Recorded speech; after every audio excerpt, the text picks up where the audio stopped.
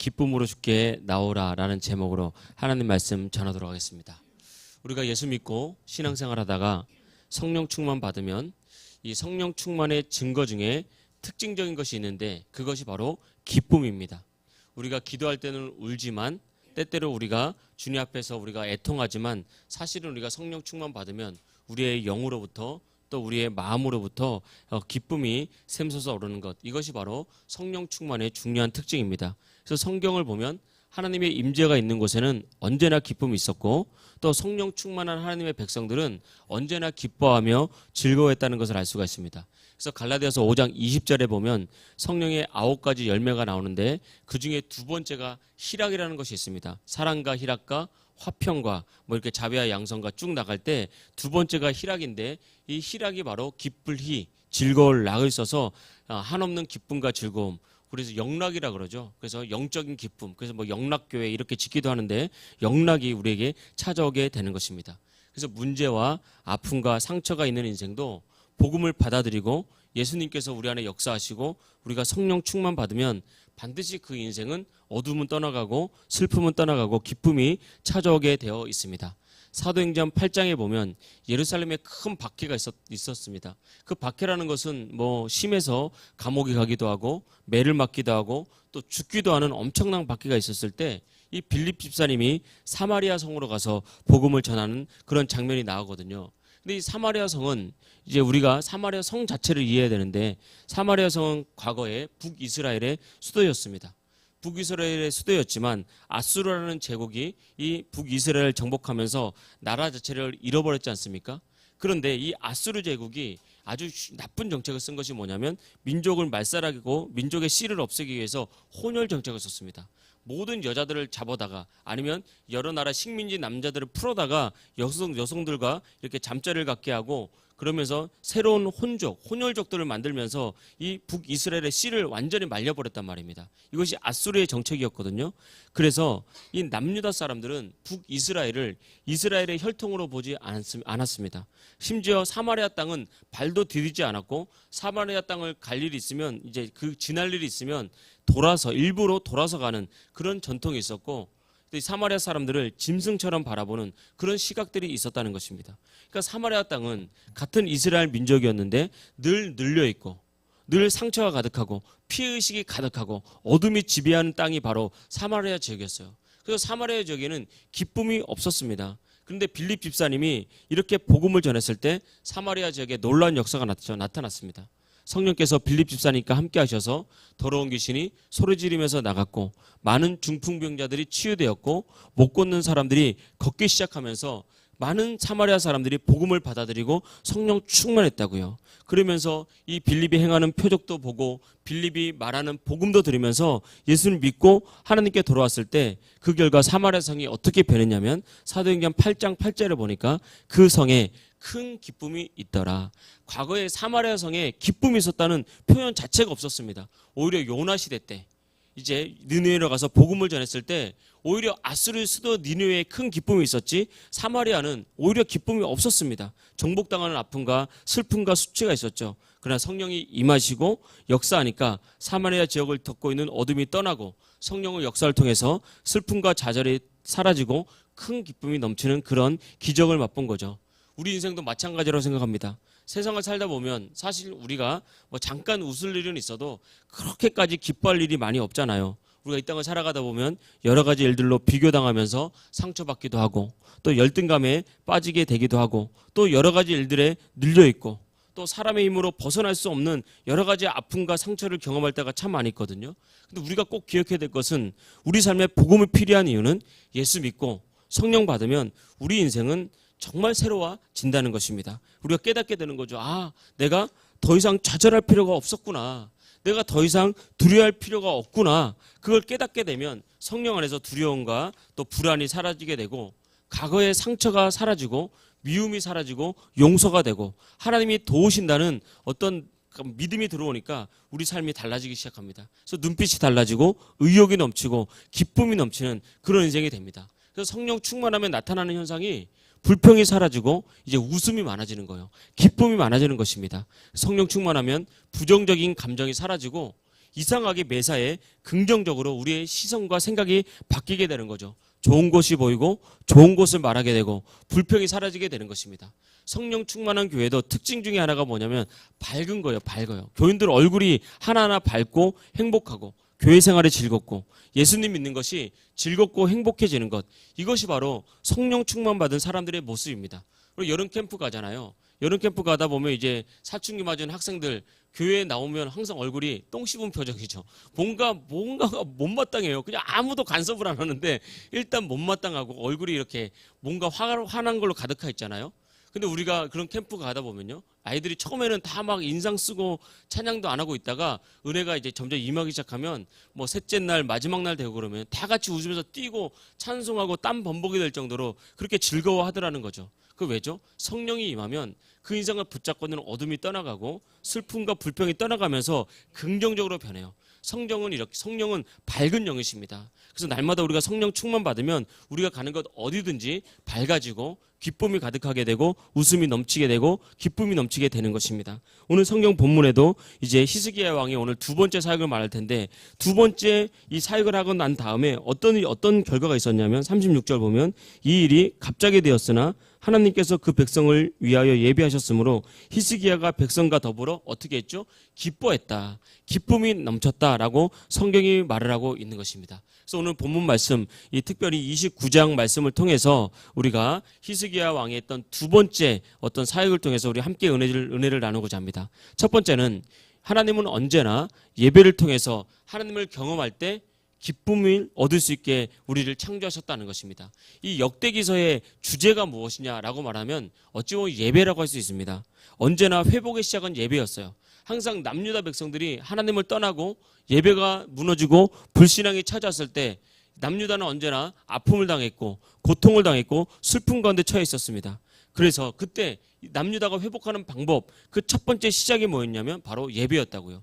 그래서 예배의 시작이 남유다의 회복의 시작이었고 예배의 시작이 부흥의 시작이었습니다. 우리도 마찬가지라는 것입니다. 우리가 아무리 믿음이 있다 그러고 아무리 내가 기도한다 그래도 예배가 무너지기 시작하고 예배가 줄어들기 시작하면 언제든지 우리의 신앙은 무너지게 되는 것을 우리가 꼭 기억해야 됩니다. 그래서 우리가 기억해야 될 것은 예배가 무너지면 인생이 무너진다. 그러나 예배가 살면 인생이 산다. 그래서 우리가 신앙생활 할 때 평생 이 예배의 중요성을 놓치면 안 되는 것입니다. 그래서 오늘 말씀도 히스기야가 예배의 회복부터 시작을 하는 거거든요. 히스기야가 왕이 됐을 때는 남유다가 이렇게 영적으로 무너진 상태였잖아요. 그래서 우리가 지난주에 살펴봤지만 히스기야가 왕이 된 다음에 제일 먼저 성전을 깨끗하게 하고 레위인들을 성결하게 만들었습니다. 그 다음에 먼저 한 일이 뭐였냐면 이제 이스라엘의 고관들을 모으게 하고 남유다의 고관들을 모으게 하고 온 백성들을 모아서 성전에서 다시 예배드리는 것을 시작했다고요. 오늘 20절 말씀, 우리 29장 20절 말씀 보겠습니다. 히스기야 왕이 일찍 일어나 성읍의 기인들을 모아 여호와의 전에 올라가서 수송아지 7과 순양 7마리와 어린 양 7마리와 순염소 7마리를 끌어다가 나라와 성소와 유다를 위하여 속죄 제물로 삼고 아론의 자손 제사장들을 명령하여 여호와의 제단에 드리게 하니. 그러니까 귀인들, 고관들을 말하는 거거든요. 이스라엘 백성들의 고관들을 모아다가 다시 한번 예배를 회복하고 함께 예배하기 시작했다는 것을 우리가 알 수 있는 것입니다. 그래서 우리가 중요한 것은 언제나 회복의 시작은 예배로부터 시작된다. 회복의 시작은 제사로부터 시작된다. 이것을 우리가 꼭 기억해야 되는 것입니다. 그래서 모든 백성들이 모여서 하나님을 찬송하고 제사하고 예배를 드렸던 것, 이것이 히스기야 왕이 제일 먼저 한 일이었다는 거죠. 우리가 신앙생활하면서 알아야 될 것은 예배에는 언제나 기쁨이 있다는 것입니다.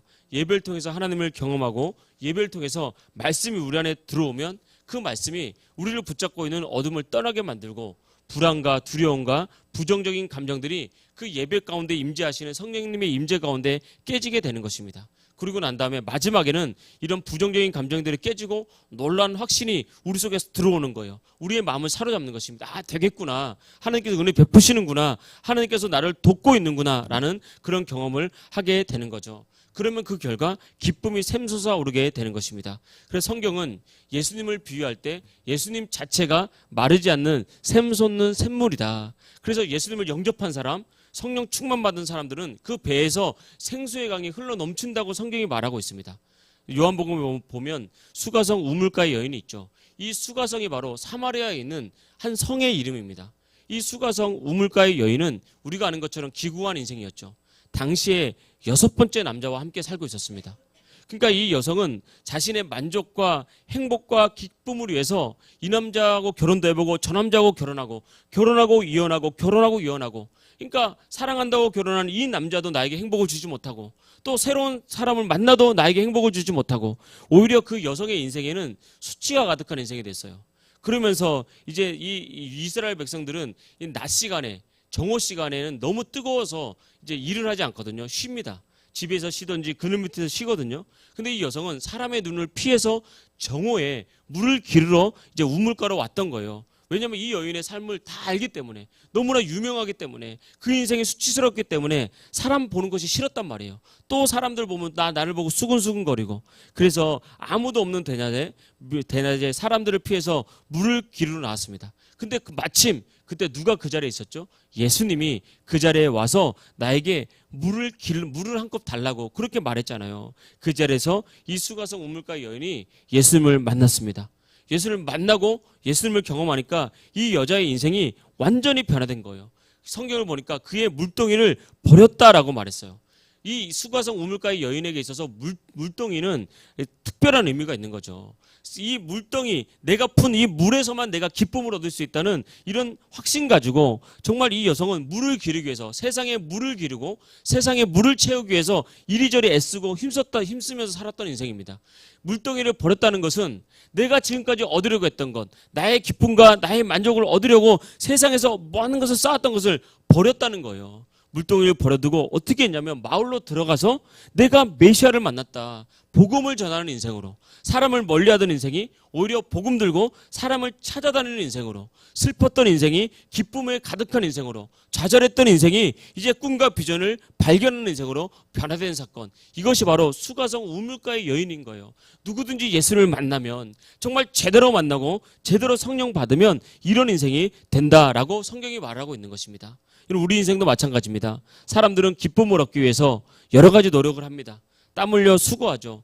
여러분, 우리 인생에서 땀 흘려 수고하는 것은 참 중요합니다. 왜냐하면 수고하고 얻은 것이 진짜 기쁨을 주거든요. 그러나 우리가 이 땅을 살아가다 보면 나의 수고와 또 노력으로 얻은 기쁨은 수가성 우물가 여인이 얻었던 물동이처럼 정말 우리 인생에 아무것도 결국 아니고 안개와 같은 것이라는 것을 우리가 알아야 되는 것입니다. 그래서 우리가 반드시 기억해야 될 것은 예수님을 만나는 인생, 그때 비로소 진정한 기쁨이 오고 어둠이 떠나고 슬픔이 떠나게 되는 것입니다. 오늘 성경 본문에서 한 가지 더 강조하고 있는 것은 예배를 드릴 때 특별히 강조하고 있는 것은 사람들을 일부러 모았다고 말하고 있어요. 20절 다시 한번 보겠습니다.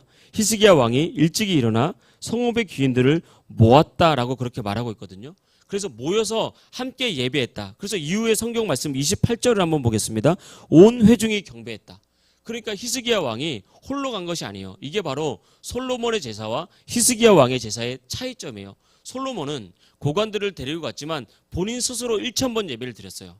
그런데 히스기야 왕은 그 예배가 혼자 드는 것이 아니라 고관들을 모아서 그들과 함께 예배를 드렸고 백성들에게 짐승을 가지고 오라 그래서 그들이 가지고 온 짐승으로 함께 예배를 드린 거예요. 이게 히브리서 10장과 연결되는 것입니다. 모이기를 피하는 어떤 사람들의 습관과 하지 말고 그날의 가까움을 볼수록 모이기에 힘써라라고 그렇게 말하고 있는 것입니다. 언제나 기억하십시오. 예배는 모이는 데 힘이 있습니다. 교회는 공동체라고요. 하나님께서 교회 공동체를 허락하신 것입니다. 우리가 신앙생활을 하다 보면 우리가 하나님과 1대1의 관계 속에서 내가 하나님 잘 믿으면 되지, 내가 기도하면 되지, 그것은 반쪽짜리 신앙인 것을 우리가 알아야 됩니다. 그래도 물론 은혜가 있고 그래도 구원의 역사는 있습니다. 그러나 우리가 구원받기 위해서 우리가 예수 믿는 거 아니거든요. 그것은 첫 번째 시작입니다. 우리가 예수 믿는 이유는 구원받고 성령 받은 다음에 교회 공동체가 되어서 하나님의 나라를 확장하고 영혼을 구원하기 위해서 예수님 믿는 겁니다. 그러기 위해서 하나님 우리를 부르신 거라고요. 그래서 우리를 이 땅에 생명을 더 주신 겁니다. 그래서 항상 우리가 성경의 말씀처럼 함께 모여서 같은 말씀으로 하나 되고 같은 비전, 같은 뜻으로 하나 돼서 예배할 때 더 큰 은혜와 더 큰 축복을 경험하게 될 줄 믿습니다. 두 번째, 우리가 기쁨으로 주께 나가기 위해서는 주를 위한 희생과 성금이 있을 때 참된 기쁨이 있다는 것을 우리가 알 수 있습니다. 히스기야 왕이 백성들과 예배할 때 따랐던 기준이 있는데, 첫 번째 기준은 주신 말씀에 따라서 짐승을 잡아서 그 피를 제단에 뿌렸습니다. 22절, 23절, 24절 보면 이제 짐승을 잡아서 그 피를 제단에 뿌렸다. 또 짐승을 잡아서 속죄제물로 그 피를 제단에 뿌렸다. 그 피를 제단에 뿌렸다. 그러니까 피를 제단에 뿌린 사건들이 나오고요. 25절 말씀 보니까 왕이 레위 사람들을 여호와의 전에 두어서 다윗 왕의 선견자 각과 선지자 나단이 명령한 대로 재금과 비파와 수금을 잡게 하니 이는 여호와께서 그들의 선지자들로 이렇게 명령하였습니다. 그러니까 선지자들 통해서 뭐라고 명령했냐면 온 백성들과 함께 제사를 드리고 예배를 드릴 때는 악기를 연주하고 하나님을 찬양하라 그랬다고요. 그래서 이 말씀이 언제까지 연결이 되냐면 제사가 끝날 때까지 이스라엘 백성들이 계속해서 악기를 연주하고 계속해서 찬양을 했다는 것을 알 수가 있습니다. 첫 번째는 피를 제단에 뿌렸다. 두 번째는 악기를 연주하고 찬양하면서 예배했다. 마지막은 제가 말씀드렸던 대로 20절 말씀 보니까 일부러 모이게 했다라고 말하는 거예요. 그러니까 제단에 피를 뿌렸다. 피와 악기를 연주했다는 것, 그리고 함께 모이게 했다는 것, 이것은 어떤 것을 상징하냐면 바로 수고와 희생을 상징하는 거예요. 피는 짐승의 죽음을 상징하는 거죠. 두 번째, 찬양은 누군가 악기를 배워야 됩니다. 찬양을 하려면 악기를 배우지 않고 우리가 어떻게 악기를 연주합니까? 누군가 악기를 배워야 되고 악기를 연주해야 되는 거예요. 그런데 그냥 한 번 연주하고 끝나는 것이 아니라 이 제사가 다 끝날 때까지 악기를 계속해서 연주하고 계속해서 찬양을 하는 거예요. 얼마나 힘들겠습니까? 이 당시 제사는 단지 그냥 우리가 예배하듯이 1시간 하고 끝나는 것이 아니라 짐승을 잡아서 피를 제단에 뿌리고 번제단에 태워서 올리는 오랜 시간 걸리는 제사라고요. 그런데 이스라엘 백성들은 이 제사가 시작부터 끝날 때까지 악기와 찬양으로 수고하고 헌신해야 되는 거죠. 그리고 함께 모이라 그랬어요. 일부러 같은 시간 같은 장소에 모이려면 내 시간과 나의 일을 포기해야 되는 거예요. 그래야 같이 모일 수 있는 겁니다. 결국 예배를 위한 희생, 복음을 위한 희생과 섬김, 이 복음을 위한 예배를 위한 희생과 섬김을 통해서 우리는 영적인 기쁨을 맛볼 수 있다라는 것입니다. 우리가 이 기쁨이라는 측면에서 요즘은 수고와 땀이 없이 기쁨을 찾으려고 할 때가 참 많잖아요. 그런데 우리가 이 땅을 살아가다 보면 수고와 땀이 없는 기쁨은 없다고 할 수 있습니다. 오히려 진짜 기쁨은 내가 수고한 데서 땀 흘린 데서 얻을 수 있는 거죠. 아무 일 하지 않고 하루 종일 집에 있으면요, 그것처럼 힘들고 답답한 게 없어요. 그냥 쉬는 것 같고 그게 진짜 막 이렇게 즐거운 것 같지만 일이 있어야 즐거운 거죠. 그래서 은퇴한 분들에게 물어보면 좀 일 좀 달라고, 하루 종일 아무 일 없는 게 나은지 뭐라도 일하는 게 나은지 물어보면 다 일하는 게 낫다. 조금이라도 나가서 일을 하는 게 있어야 삶에 기쁨도 있고 의욕도 넘친다라고 말하잖아요. 쉼도 땀을 흘려야 쉼의 가치가 있는 거고 그 쉼을 통해서 기쁨을 얻을 수 있는 것입니다. 그래서 기쁘게 살고 행복하려면 기본적으로 수고와 노력이 반드시 뒤따라야 되는 거거든요. 수고와 노력 없이는 기쁨이 없는 거죠. 근데 이 영락, 이 신앙생활에서 영적인 기쁨도 마찬가지입니다. 우리가 영적인 기쁨을 얻기 위해서는 나에게 주어진 일과 나에게 주어진 사명이 있을 때 신앙이 깊어질 뿐만 아니라 우리가 영적으로 기쁨을 누리게 되는 거죠.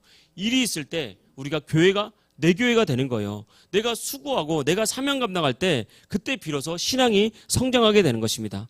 신앙생활 때 느끼는 한 가지가 뭐냐면 제가 쭉 목회를 하면서 복음을 위해서 수고하고 땀 흘릴 때 기쁨이 넘치라는 것입니다. 어떤 성도에게 기쁨이 넘치냐? 그러면 복음을 위해서 땀 흘리는 성도들, 교회를 위해서 수고할 줄 아는 성도들, 그때 그 성도들 안에 참된 기쁨과 보람이 있는 거죠. 우리가 추억이라 그러잖아요. 추억이라는 것은 아름다운 기억인데 추억에는 이게 아이러니가 있습니다. 우리가 아름답다 그러면요, 정말 푸른 풀밭에서 정말 차 한 잔 마시고 정말 누워있고 쉰다, 이게 아름답다고 생각을 하지만 우리가 과거를 지나놓고 보십시오. 즐겁게 놀았던 것이 더 추억에 남는지 아니면 땀 흘리며 고생하며 행복을 만들려고 애쓴 것이 더 추억에 남는지 뒤돌아보면 그게 더 추억에 남는다고요.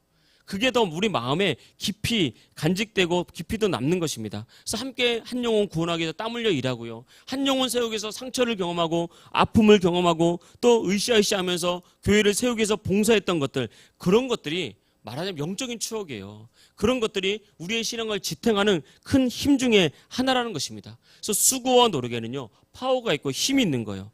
제가 대학생 때 처음 단기 선교 갔을 때가 기억이 나요. 그때 몽골로 1998년도였을 거예요. 2주간 14일간 단기 선교를 갔거든요. 근데 뭐 지금도 뭐 교회들 그렇겠지만 이 단기 선교여행 갈 때 교회에서 1원도 지원을 해주지 않아요. 너희들이 선교를 갈 때 너희들이 준비해서 가라, 그렇게 얘기를 해서 이 단기 선교 갈 때 비행기 티켓과 2주간의 체류비를 모아야 되잖아요. 또 가서 이제 헌금도 해야 되니까 1년 동안 용돈도 모으고 아르바이트도 하고 그래 애써서 노력했다고요. 또 때로는 같이 모여가지고 이렇게 뭐 대학 축제 기간에 장사도 하고 뭐 그런 거 했다고요. 그래서 비행기 티켓도 마련하고 2주간의 생활비도 마련했거든요. 이게 만만치가 않더라고요. 학교 다니면서 이렇게 하는 게 정말 만만치 않아서 몽골에 갔는데, 몽골에 가서도요, 뭐 즐거운 게 아니에요. 전도도 낮에는 전도하고요. 또 낮에는 몽골이 또 땡볕이거든요. 8월 달에 갔는데 땡볕에 교회가 선교사님 교회가 무너졌는데 그거 막 하루 종일 삽질한다 그러죠. 진짜 삽질하는 거예요. 진짜 계속 삽질하고 땀 흘리고 옥상에 지붕에 올라가서 페인트 칠하고 하루 종일 땀 흘리고 저녁에는 또 같이 모여서 예배하고 기도하고, 이 전부였어요. 그냥 전도하고 날 좋을 때는 페인트 칠하고 삽질하고 교회 보수공사하고 저녁에는 예배하고 정말 하루가 피곤했거든요. 그런데 너무 힘들고 피곤한데 그중에 다 기쁨이 있는 거예요. 얼굴에 기쁨이 있고 화평이 있고 희락이 있고, 야, 그 고생하면서 왜 가냐 그러겠지만 그게 아니더라는 것입니다. 오히려 기쁨이 있었는데 2주간의 단기 선교가 끝나고 난 뒤에 다시 딱 돌아왔는데 한 10여 명이 갔거든요. 그때 뭐 끼키야 20명 모였던 대학생이었는데 한 10여 명 갔을 때 대학부에 체질이 바뀌더라는 것입니다. 받기만 하던 청년들 뭘 알겠어요. 뭐 늘 용돈 받기만 하고 뭐 받기만 했죠. 근데 받기만 하던 청년들이 희생할 줄 알고 섬길 줄 알고 복음을 해서 헌신할 줄 아니까 정말 부흥이 되고 기쁨이 넘쳤다는 것입니다. 여러분, 그래서 항상 우리가 신앙생활 할 때 진짜 기쁨, 진짜 능력은 수고하고 희생하는 것, 복음을 위해서 주의 몸된 교회를 위해서 땀 흘려 수고할 때 진짜 기쁨이 오는 것입니다. 여러분, 우리가 신앙생활 할 때 수고하는 것을 두려워하지 마십시오. 오히려 감사하면서 수고할 때 여러분 안에, 우리 안에 놀라운 기쁨이 찾아올 줄 믿습니다. 마지막 세 번째는 우리가 기쁨으로 주께 나가기 위해서는 자원하는 감사가 있을 때 기쁨이 있다라는 것입니다. 이렇게 제사할 때 히스기야 왕이 백성들에게 요구한 것이 있는데 31절 말씀 보겠습니다. 29장 31절. 이에 히스기야가 말하여 이르되 너희가 이제 스스로 몸을 깨끗하게 하여 여호와께 드렸으니 마땅히 나와 제물과 감사 제물을 여호와의 전으로 가져오라 하니 회중이 제물과 감사 제물을 가져오되 무릇 마음에 원하는 자는 또한 번제물을 가져오니. 그러니까 감사 제물과 희생 제물을 가지고 오게 했는데 그중에 마음에 감동되는 자는 더불어서 번제할 제물을 스스로 가져왔다라고 말합니다. 근데 그 수요가 어떻게 되냐면 32절 보니까 회중이 가져온 번제물의 수요는 수소가 70마리요 순양이 100마리요 어린 양이 200마리니 이는 다 여호와께 번제물로 드리는 것이며 또 구브라에 드린 소가 600마리요 양이 3000마리라. 이거 다 백성들이 가지고 왔는데 이 양이 어느 정도였냐면 34절 보니까 그런데 제사장이 부족하여 그 모든 번제 짐승들의 가죽을 능히 벗기지 못하는 거로. 그러니까 제사장이 부족할 정도로 이렇게 자원하는 마음으로 하나님께 드리는, 감사하는 이런 모습이 있었다는 것입니다. 우리가 기쁨은 이 자원하는 마음에서부터 나온다라고 그렇게 말하고 있거든요. 이렇게 자원하면서 집에 있는 양도 가지고 오고 소도 가지고 오고 뭐 순양도 가지고 오고 뭐 이렇게 숫소도 가지고 오고 이렇게 하나님께 드렸는데, 드렸으면 아까울 줄 알았는데 이스라엘 백성들 안에 기쁨이 넘쳤다. 우리가 읽었던 36절에 보면 히스기야와 왕과 백성들에게 기쁨이 넘쳤다고 말하잖아요. 이것이 바로 자원하며 감사할 때 나타나는 현상입니다. 이 구약의 제사 중에 낙헌제라는 게 있어요. 낙헌제. 즐거울 낙자에 드릴 헌자를 써서 즐겁게 드리는 거. 영어로 프리윌 오프라 그래서 자원하면서 드리는 제사가 있다고요. 누가 말하지 않았는데도 이게 오늘 성경 본문에 나온 것이 이게 낙헌제거든요. 누가 시키지 않았지만 감사한 거예요. 감사한 마음으로 하나님께 드리는 제사, 이것이 낙헌제인데 성경에서 말하는 가장 아름다운 제사입니다. 우리나라에서는 전통적으로 목사님들이 예전에 감사 제목 쓸 때 범사에 감사의 제목 많이 써라 이런 제목 많이 했거든요. 범사에 감사해라, 생활이 다 감사다 이런 말 많이 했는데 범사라는 것은 평범한 삶을 말하는 거잖아요. 그리고 조금만 생각해 보면 정말 범사에 감사할 제목이 너무 많은 거죠. 우리가 이 중에 숨 쉬는 사람들, 우리 다 숨 쉬고 있는데 숨 쉬는 게 힘들지 않잖아요.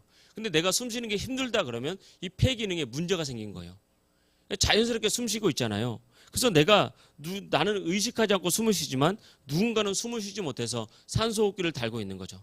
우리가 자연스럽게 본다는 것 얼마나 감사한 겁니까? 우리는 의식하지 않지만 누군가는 이 시력이 점점 없어지면서 이제 맹인이 돼가는 사람들이 있다는 거죠. 우리가 잘 기억을 해야 됩니다. 뭐 눈, 코, 입, 몸 하나하나까지 우리가 건강하다는 것, 아무렇지도 않다는 것은 내 몸이 건강하다는 증거거든요. 이런 거 하나하나 생각하다 보면 범사에 베푸시는 하나님의 은혜를 깨닫게 되는 것입니다. 그런데 악한 마귀는 범사에 감사한 것은 기억하지 못하고 깨닫지 못하게 하고 항상 부족한 것, 항상 연약한 것, 항상 이렇게 잘 안 되는 것, 그것만 보게 만드는 거예요. 그래서 원망하고 불평하게 만들고 낙심하게 만드는 거거든요.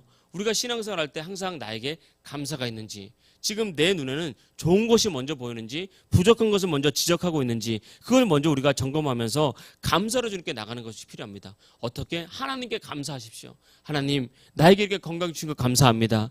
나에게 이렇게 아름다운 가정 주신 것 감사합니다. 사랑하는 자녀 주신 것 감사합니다. 일할 수 있는 일을 주신 것 감사합니다.